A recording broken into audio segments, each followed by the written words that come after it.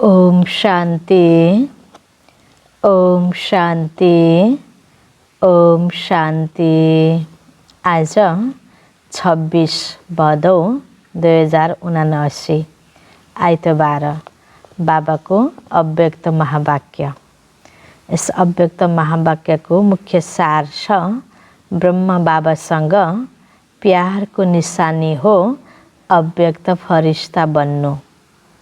ब्रह्मा बाबासँग प्यार को निशानी हो अव्यक्त फरिश्ता बन्नु। बाबाले आजको यो महावाक्यमा हामीलाई यही बताउँदै हुनुहुन्छ कि यो 92 को रिवाइज मुरली हो। यो रिवाइज यो महावाक्य, यो बाबाको मुरली, ज्ञान मुरली। यसमा बाबाले हामीलाई यही बताउँदै हुनुहुन्छ कि हामी ब्रह्मा बाबाका बच्चाहरू, ब्राह्मण भनेको ब्रह्मा बाबाका बच्चाहरू। शिव बाबाले हामीलाई रचना गर्नुभयो ब्रह्माको थ्रु, त डाइरेक्ट ब्रह्माको द्वारा शिव बाबाले हामीलाई रचना रच्नुभयो। हो त सबै संसारको मनुष्य आत्माहरू शिव बाबाको बच्चा, आत्मा त शिव बाबाको बच्चा हो। यति बेला ब्राह्मण बन्नु भनेको ब्रह्माको बच्चा बन्नु, ब्रह्माको द्वारा शिव बाबाको बच्चा हौँ भनेर अनुभूति गरिरहेका छौँ र ब्रह्माका बच्चा हौँ अर्थात् ब्राह्मण हौँ। डाइरेक्ट रचना। अब अहिले दुनियाँमा पनि सबै मनुष्य आत्मा छन् जसले भगवानलाई मान्छन्, पूजा गर्छन्। अब के आशा राखेर उनीहरूलाई कति प्राप्ति भएको छ। इन्डाइरेक्ट बाबालाई नचिनेर पनि हरेक मनुष्य आत्माले मानिरहेका छन्, पुजिरहेका छन्। यहाँ हामी डाइरेक्ट बाबालाई चिन्ने बच्चाहरू भयौँ, डाइरेक्ट बाबाको रचना भयौँ। त डाइरेक्ट रचनालाई धेरैभन्दा धेरै वर्ष मिल्छ, जीवन मुक्तिको वर्ष हामीलाई मिल्छ।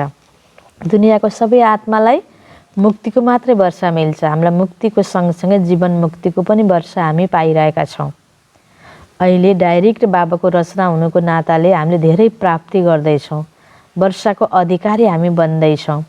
तर अधिकारी बन्नको लागि, सर्व वर्षालाई प्राप्त गर्नको लागि हामीलाई के बन्नु छ?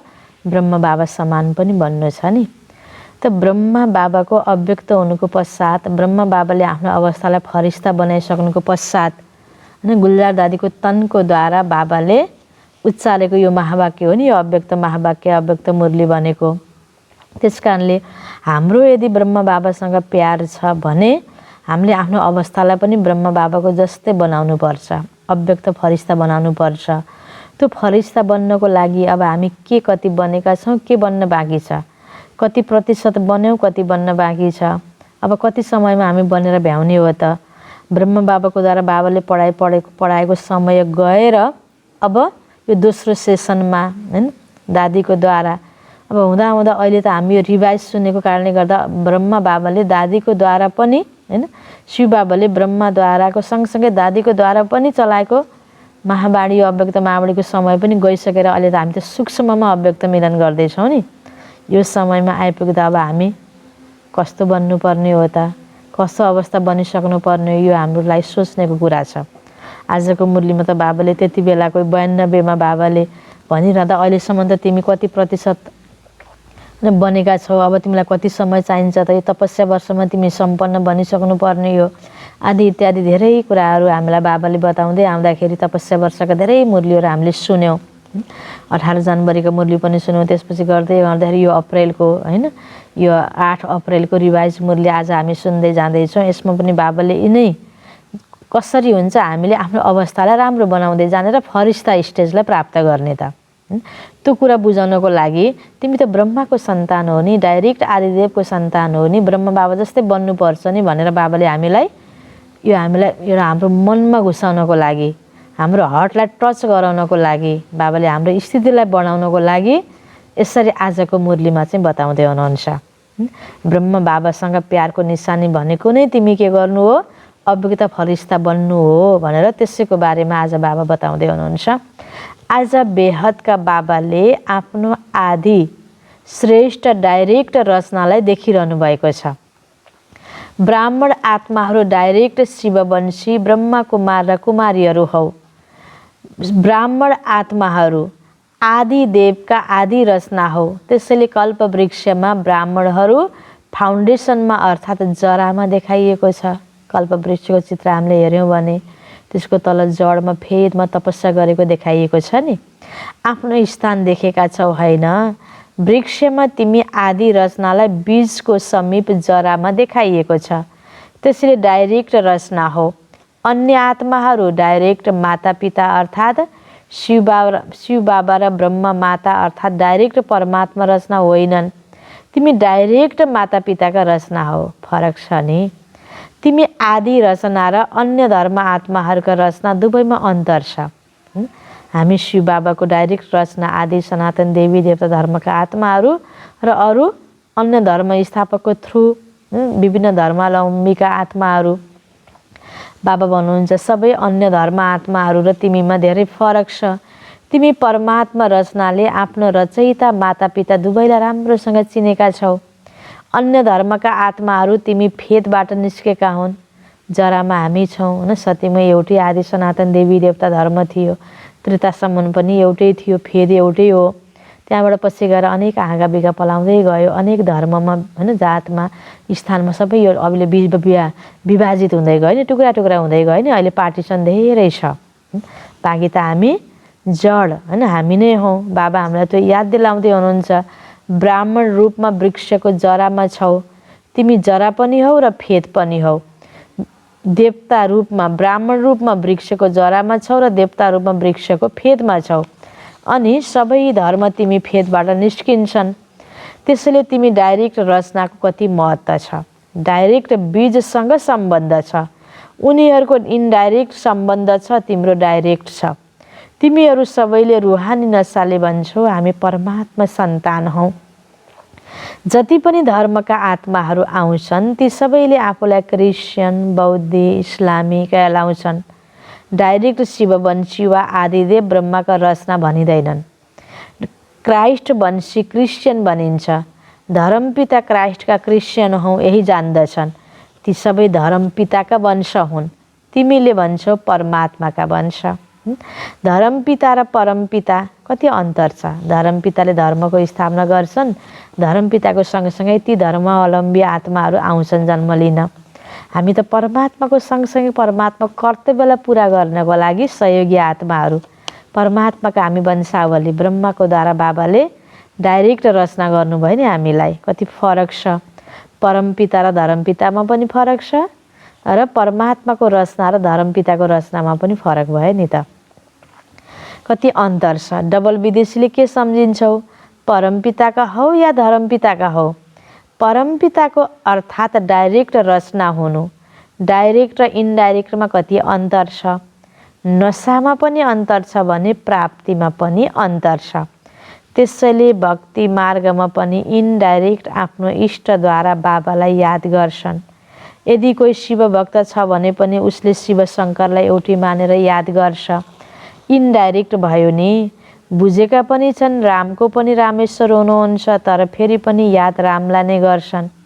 त्यसैले भक्ति इन्डाइरेक्ट भयो नि, किनकि भक्त आत्माहरूको रचना पनि पछाडिका आत्माहरू हुन्। पछाडिका आत्माहरू हुन्। तिमी डाइरेक्ट परमात्मा वंशी आत्माहरू हौ। द्वापरमा भक्ति पनि गर्दा पनि बिना परिचय शिव बाबाको भक्ति गर्छौ। ब्रह्मा विष्णु शङ्कर यी सूक्ष्म देवताहरूको पूजा पछाडि सुरु हुन्छ, आदिमा हुँदैन। अन्य आत्माहरूको रचना पनि इन्डाइरेक्ट आत्माहरूद्वारा भएका हुन् र भक्तिमा पनि इन्डाइरेक्ट भक्ति हो। तिमीहरू डाइरेक्ट भक्त हौ, इन्डाइरेक्ट होइनौ। अर्थात् तिमीहरूले शिवको पूजा नै आरम्भ गर्छौ। त्यसैले प्राप्तिमा पनि हेर तिमी डाइरेक्ट आत्माहरू अर्थात् डाइरेक्ट रचनालाई अनेक जन्मको लागि जीवन मुक्तिको वर्षा मिल्छ। अन्य आत्माहरूलाई जीवन मुक्तिको वर्षा यति समयको मिल्दैन।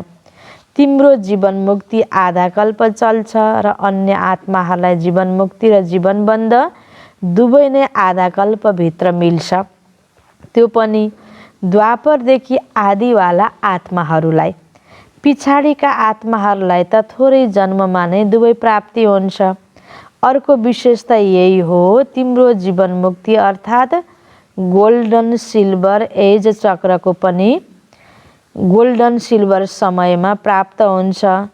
तिम्रो गोल्डन एज हुँदा युग पनि गोल्डन एजको हुन्छ।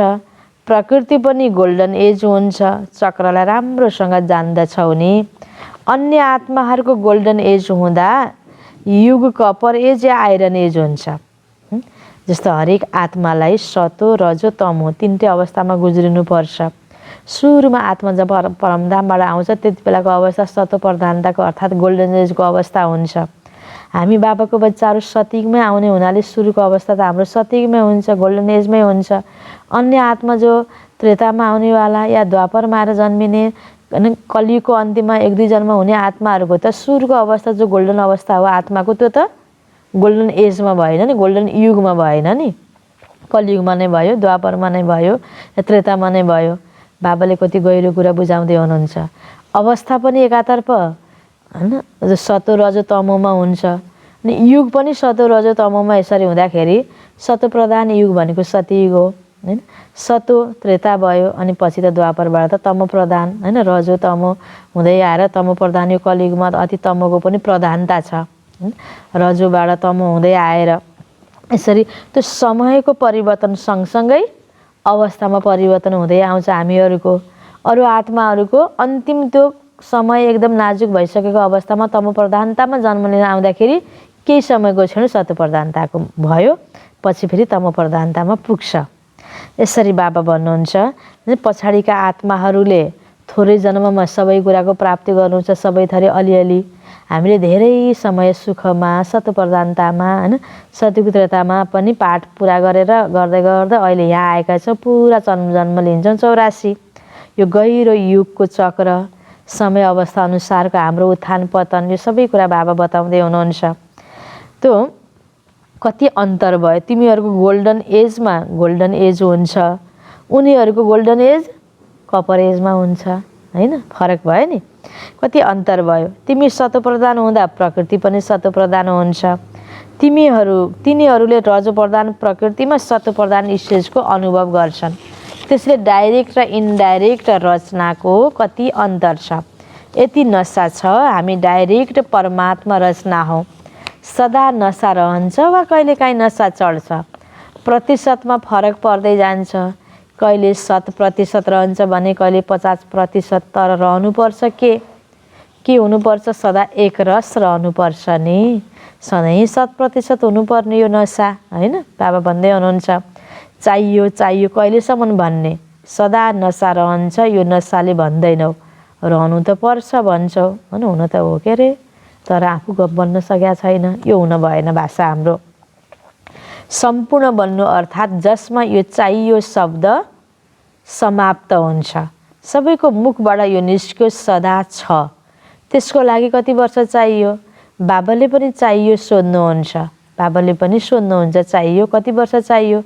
10 चाहिन्छ कि त्योभन्दा पनि बढी वा कम चाहियो? अब सम्पन्न बन्नको लागि अब यो चाहियो पाउन पाए हुन्थ्यो भनेर त्यो इच्छा बढी राख्ने र आफ्नै माग मात्रै पुरा गर्ने त्यो बन्ने होइन। अब तिमीलाई पुरा भयो, पुग्यो, मसँग सदा सबै कुरा छ, सम्पन्न भएँ भन्ने प्रकारको अवस्था बन्नलाई तिमीलाई कति समय चाहियो भन्नुहुन्छ बाबा।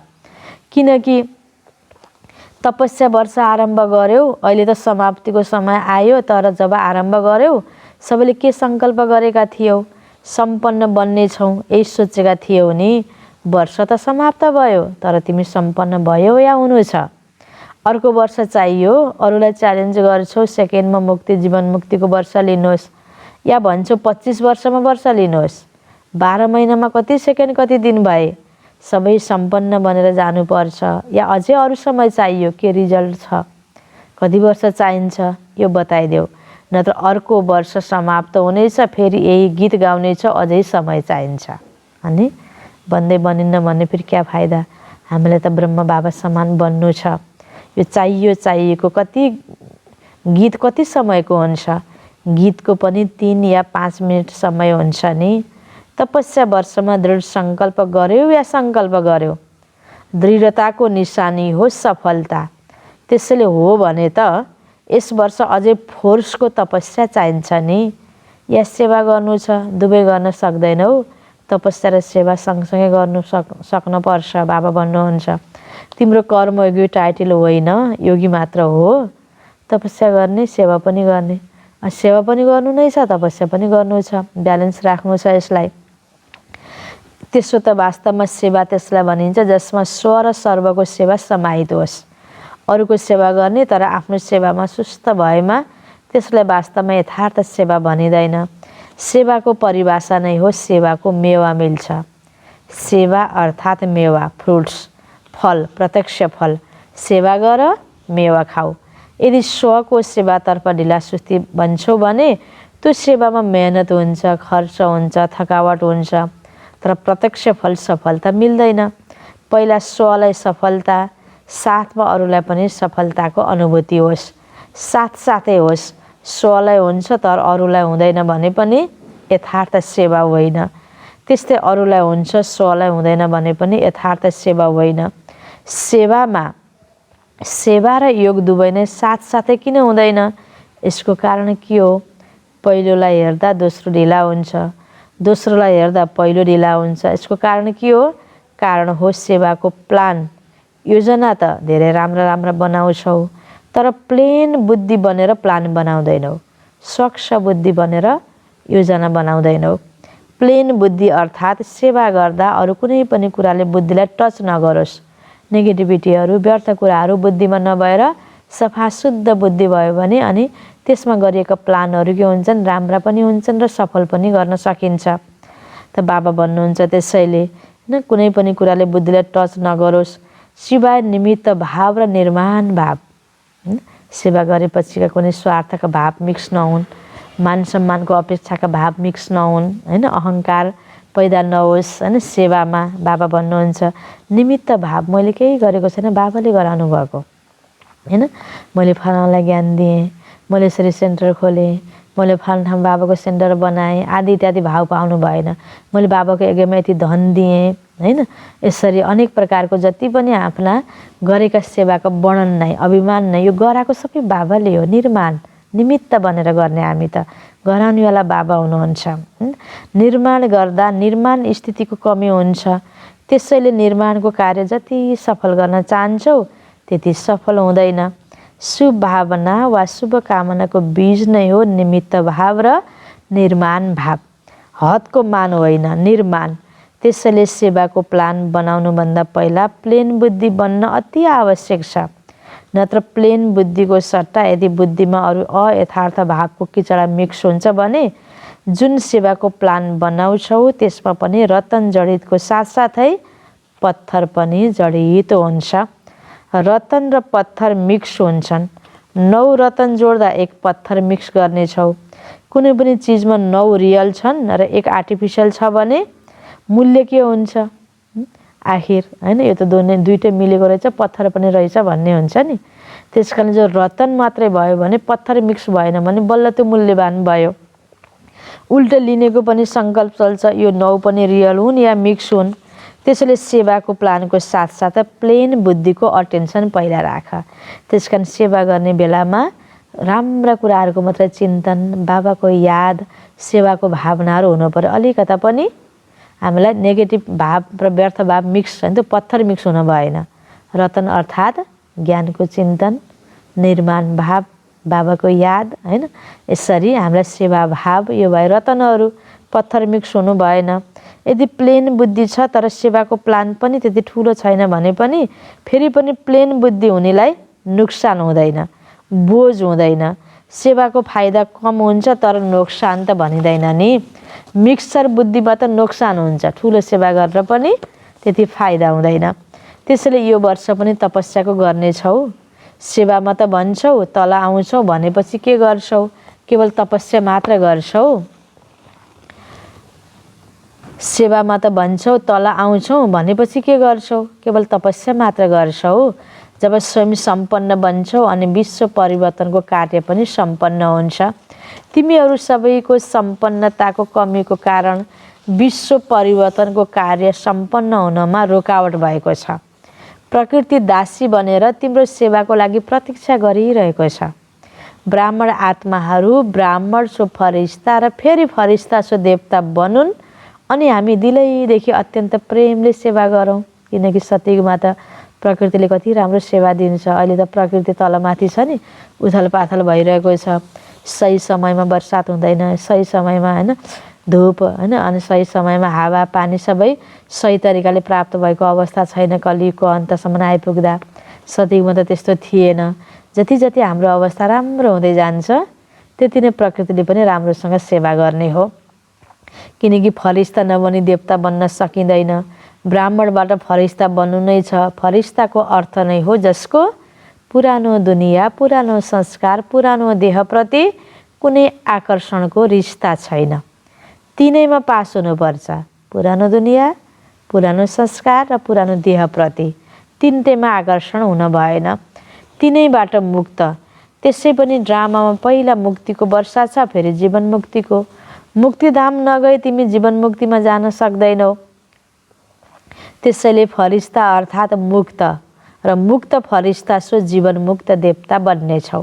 त्यसो भए कति प्रतिशत फरिस्ता बनेका छौ कि ब्राह्मण बन्नमा नै खुसी छौ? फरिस्ता बन्नु अर्थात् अव्यक्त फरिस्ता स्वरूप ब्रह्म बाबासँग प्यार होस्। जसको फरिस्ता स्थितिसँग प्यार छैन भने ब्रह्म बाबाले मान्नुहुन्न मसँग प्यार छ। प्यारको अर्थ नै हो समान बन्नु। ब्रह्म बाबा फरिस्ता हुनुहुन्छ नि। फरिस्ता बनेर तिमीहरू सबैलाई फरिस्ता बनाउनको लागि फरिस्ताको दुनियाँमा रोकिनु भएको छ। सूक्ष्म वतनमा ब्रह्म बाबा हुनुहुन्छ। केवल मुखले मात्र नभन बाबासँग धेरै प्यार छ, के वर्णन गरौँ? तर ब्रह्म बाबा केवल भन्नाले मात्र खुसी हुनुहुन्न, बनेपछि खुसी हुनुहुन्छ। हाम्रो अवस्था बनेपछि भन्न त भक्तहरूले पनि धेरै भन्छन्। कति प्यारको गीत गाउँछन्, यति प्यारको गीत गाउँछन् जसकारण अनेकलाई हँसाउँछन् पनि र रुवाउँछन् पनि। ती सबै हुन् भन्नेहरू र तिमीहरू हौ बन्नेहरू। यदि केवल भनिरहन्छौ भने सम्झ अझ भक्तिको अंश रहेको छ। ज्ञानी आत्मा, योगी आत्मा भनिँदैन, तर भक्त योगी आत्मा भनिन्छ। अब के गर्नेछौ? कुनै नवीनता देखाउँछौ या जसरी यो वर्ष गर्यौ त्यही गर्छौ? यस्तो पनि समय आउनेछ बाप दादा उनीहरूसँग नै मिल्नुहुनेछ जो गर्नेवाला छन्, जो बन्नेवाला छन्, केवल भन्नेसँग होइन। अहिले त सबैलाई अनुमति दिइन्छ। भावनावाला पनि आउन्, ज्ञानी योगी आत्मा पनि आउन्, तर समय त परिवर्तन हुनै छ। त्यसैले आफूमाथि 100 गुणा अन्डरलाइन गरेर परिवर्तित भएर देखाऊ। फेरि बाप दादालाई गुनासो नगर्नु, यस्तो कसरी हुन्छ, यस्तो किन गर्नुभयो। तिमी पुरुषार्थमा स्ट्रिक हुँदैनौ भने बाबालाई स्ट्रिक हुनै पर्छ।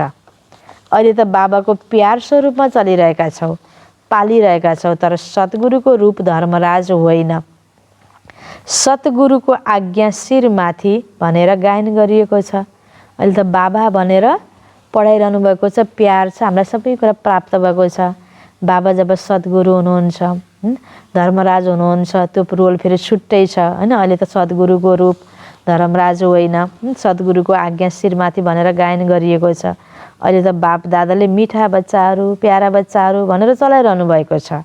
यदि प्यार छ, मिलनको प्यास छ भने समान बनेर मिल, महान अन्तरमा नमिल।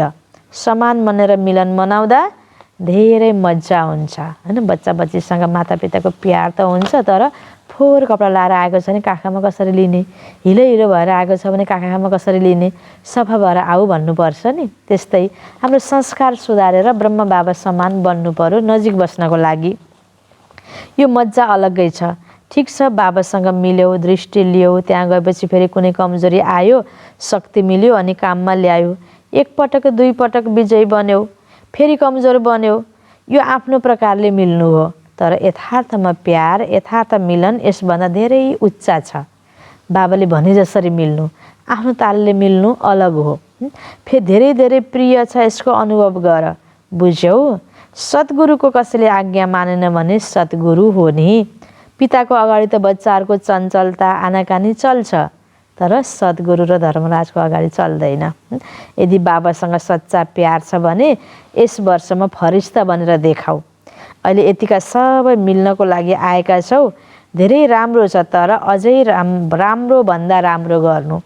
प्यार गर्नु र प्यार निर्वाह गर्नु, यसमा अन्तर छ। गर्नेवाला सबै हौ। यदि प्यार हुँदैनथ्यो भने यति सबै किन आउँथ्यौ? तर गर्नु र निर्वाह गर्नु यसमा अन्तर छ। त्यसकारण हामी प्यार निर्वाह गर्नेवाला बन्नु छ। केवल प्यार गर्ने मात्र बन्ने होइन, प्यार गर्ने त अनेक हुन्छन् तर निर्वाह गर्ने कति हुन्छन्। त्यसो भए तिमी निर्वाह गर्नेवाला हौ।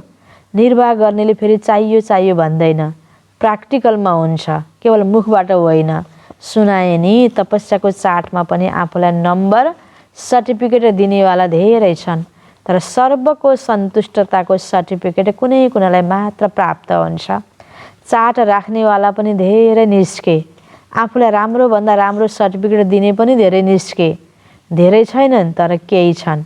सेकेन्ड नम्बरवाला धेरै छन्, तर सबैको मुखबाट यो निस्कियोस् यो नम्बर 1 हो। सबैको दिलैदेखि यो आशीर्वादको सर्टिफिकेट मिलोस्, यसलाई भनिन्छ नम्बर 1। कति बच्चाहरूले भन्छन् हामी त ठिक छौँ, तर कुनै कुनै आत्माको कुनै कडा हिसाब छ मसँग, जसलाई जति नै सन्तुष्ट गर्ने प्रयत्न गरौँ तर ऊ सन्तुष्ट हुँदैन। बापदादाले पहिला पनि भन्नुभएको थियो, यदि यस्तो कुनै कडा हिसाब किताब छ भने पनि कमसेकम 95% सर्टिफिकेट मिल्नुपर्छ। बाँकी 5% जसलाई हामी सन्तुष्ट गर्न सक्दैनौँ त्यो बाबाले छुट दिनुभयो। 5% कडा हिसाब किताब छ भने त्यो पनि माफ हुन्छ, तर 95%ले दिलदेखि आशीर्वाद दिउन्। कतिले यस्तो भन्छन् सबैसँग सन्तुष्ट को हुन सक्छ, यस्तो त एकजना पनि देखिँदैन। ठुलाको लागि पनि सोध्छन्, उहाँसँग त नाराज छन् भने मसँग भए त कुन ठुलो कुरा हो र। तर उनीहरूसँग 95% दिलदेखि राजी हुन्छन्। ठुलोको कुरा अर्कै हो हैन। ठुलाले त चित्त बुझाउन सकेको छैन, मैले कहाँ सक्छु र, ठुलो पनि यस्तो छन् म यस्तो, त्यसरी पनि हेर्ने होइन। ठुलाको लामो समयको अभ्यासको कारणले गर्दा हैन बाबाले लास्टमा छुट गराएर पनि लान सक्नुहुन्छ। त्यसकारण हामीले त्यसरी नेगेटिभलाई नक्कल गर्ने होइन, नक्कल गर्नु छ भने पोजिटिभ राम्रो पुरुषार्थको राम्रो गुणलाई नक्कल गर्ने हो। ठुलोको कुरा अर्कै हो, ठुलालाई जज बन्नुपर्ने हुन्छ। त्यसले 2 मा 1 को कुरालाई हुन्छ भन्छन्, उसले भन्छ धेरै राम्रो, जसलाई हुँदैन भन्छन् उसले राम्रो छैन भन्छ हैन। तर सानोलाई त जज बन्न छैन, त्यसकारणले सबै राम्रैसँग चल्न सकिन्छ। जजले एकलाई हुन्छ भन्छ या दुवैलाई, त्यसैले यो त्यो कुरा अलग कुरा हो। तर दिलको तपस्या, दिलको प्यार, निमित्त भाव, शुभ भाव, त्यो सर्टिफिकेट सामुन्ने हेर, यो कपी नगर। ठुलासँग पनि सन्तुष्ट छैनन् त्यसैले म त पास भइहाल्छु, यस्तो नसोच। 95% यदि सन्तुष्ट छन् भने नम्बर मिल्नेछ, बुझ्यौ? अच्छा, चारैतिरका आदि पिताका आदि रचना, डाइरेक्ट रचना, श्रेष्ठ आत्माहरू, सर्व जीवन मुक्तको वर्षा अनेक जन्म प्राप्त गर्ने आत्माहरू, सर्व ब्राह्मण सो फरिस्ता, फरिस्ता सो देव आत्मा बन्ने अधिकारी आत्माहरू, सदा प्लेन बुद्धि बनेर सेवाको प्लानमा सफलता प्राप्त गर्ने आत्माहरू, बाबासँग सच्चा स्नेह, सच्चा प्यार निर्वाह गर्ने सर्वसमीप आत्माहरूलाई बाप दादाको याद प्यार एवं नमस्ते। रुहानी बच्चाहरूको रुहानी बाबालाई याद प्यार, गुड मर्निङ, नमस्ते नमस्ते। वरदान छ बाबाको, नियन्त्रण शक्तिद्वारा तुफानलाई पनि तोहफा बनाउने यथार्थ योगी भव। नियन्त्रण शक्तिद्वारा तुफानलाई पनि तोहफा बनाउने यथार्थ योगी भव। विस्तारमा, यथार्थ वा सच्चा योगी उही हो जसले आफ्नो बुद्धिलाई 1 सेकेन्डमा जहाँ र जब लगाउन चाह्यो त्यहाँ लगाउन सक्छ। परिस्थिति हलचलको होस्, वायुमण्डल तमोगुणी होस्, मायाले आफ्नो बनाउने प्रयत्न गरिरहेको होस्, फेरि पनि सेकेन्डमा एकाग्र हुनु, यो हो यादको शक्ति। जति नै व्यर्थ सङ्कल्पको तुफान आओस्, तर सेकेन्डमा तुफान अगाडि बढ्ने तोहफा अर्थात् उपहार बनोस्, तुफान तोहफा बनोस्। यस्तो नियन्त्रण शक्ति होस्। यस्तो शक्तिशाली आत्माले कहिले यो सङ्कल्प ल्याउँदैन, चाहेको त होइन तर हुन्छ। मैले यस्तो गर्न चाहेको होइन, यस्तो होइन, यस्तो भयो होइन। तुफानमा आत्तिने खालको अवस्था हुन भएन। तुफानमा बाबा भन्नुहुन्छ परिस्थिति जस्तो सुकै भए पनि आफूले एकाग्र भएर एकदम बाबालाई याद गर्न सक्नु, राम्रो कार्य गरिरहन सक्नु, निरन्तरता दिइरहन सक्नु, त्यो अवस्था बनाउनु छ। म त चाहेको होइन कि यस्तो भइहाल्यो भनेर त्यहाँ फेल हुने अवस्था बनाउने होइन। तुफानलाई पनि के सम्झिने, यो पनि मलाई अघिल्लो स्टेजमा जानको लागि, अघिल्लो क्लासमा जानको लागि एउटा उपहार हो हैन। सिँढी नउक्लिकन त हैन अघिल्लो क्लासमा ट्रान्सफर हुन सकिन्छ र सकिन्न, परीक्षा नदिकन त अघिल्लो क्लासमा जान सकिन्छ सकिन्न। हाम्रो उन्नतिको लागि, परख गर्नको लागि मेरो अवस्था कस्तो छ त भनेर नै तुफान आउने हुन्। तुफान पनि आउनुपर्छ। त्यसकारण तुफान आउँदा हामी आत्तिनु भएन र फेल हुन भएन। बाबा यो तरिकाले भन्नुहुन्छ। यथार्थ योगीले त्यति बेला आफूलाई नियन्त्रणमा राखेर तुफानलाई पनि तोहफा सम्झिन सक्छ भन्नुहुन्छ बाबा। यस्तो यथार्थ योगी बन भनेर वरदान दिनुभयो विधिसहित। स्लोगन, योगयुक्त र युक्तियुक्त कर्म गर्नेवाला नै विघ्नप्रूफ बन्न सक्छ। योगयुक्त र युक्तियुक्त कर्म गर्नेवाला नै विघ्नप्रूफ बन्न सक्छ। ओम शान्ति।